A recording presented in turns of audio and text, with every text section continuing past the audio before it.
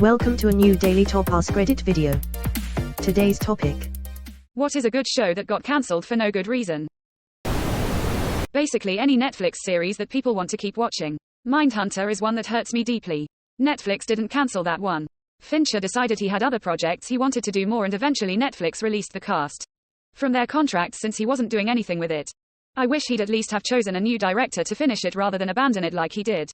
1899. Second most watched show on Netflix for the month after it was released. Cancelled season 2. What the fuck? Netflix. I read an article once where they were saying about a then cancelled show. Can't recall which one. That had high viewership. The reason for the cancellation was lack of social media engagement. Which is just so weird to me. It's like all the shows that got cancelled when streaming first started because we're waiting to binge it all at once instead of watch it every week. Not every show demands social media engagement. Not every show asks its audience to discuss theories about the future of the story, post memes, argue about ships, etc. Santa Clarita Diet, damn it! Exclamation mark. Exclamation mark. Fuck you Netflix. Gotta say Mindhunter really seemed like one of the only shows that Netflix actually dragged their feet on cancelling, seeming to hope Fincher would return to it. The only reason I clicked on this post is to find this comment so I can sulk some more.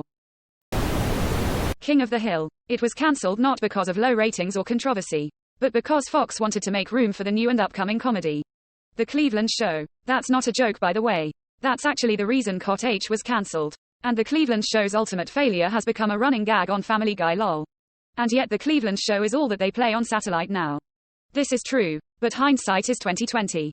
At the time, King of the Hill had a significant ratings drop from previous seasons, and both Family Guy and American Dad were pulling in great numbers.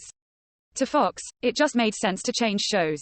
Anyways, King of the Hill is coming back, so hopefully, it gets the ratings it deserves now. Crazy that we got Futurama and KOTH coming back soon. Wonder what great old show will get revived alongside Futurama next time. I am not okay with this. Also, Almost Human. Loved Almost Human. Carl Urban, for heaven's sake. I don't think they gave it enough time to grow and get attention.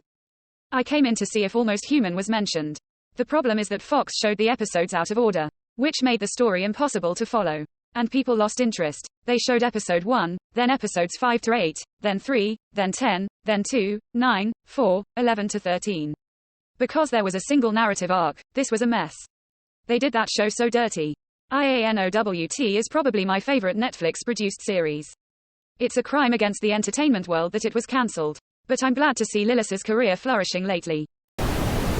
Firefly. I had to scroll way too damn far to see Firefly in here. Also Mindhunter. I'm a leaf on the wind. Still too soon, loudly crying. I'll pile on the Firefly bandwagon. Great show. Pushing Daisies. It was cancelled due to the writers' strike, which was not a good reason to cancel it.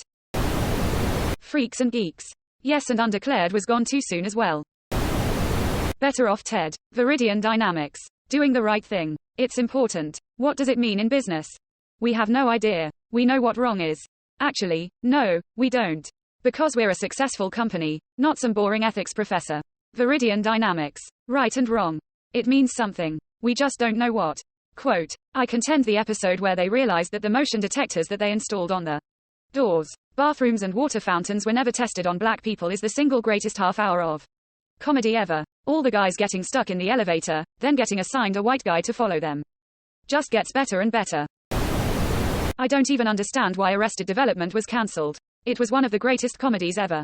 Then they brought it back many years later and almost ruined its legacy.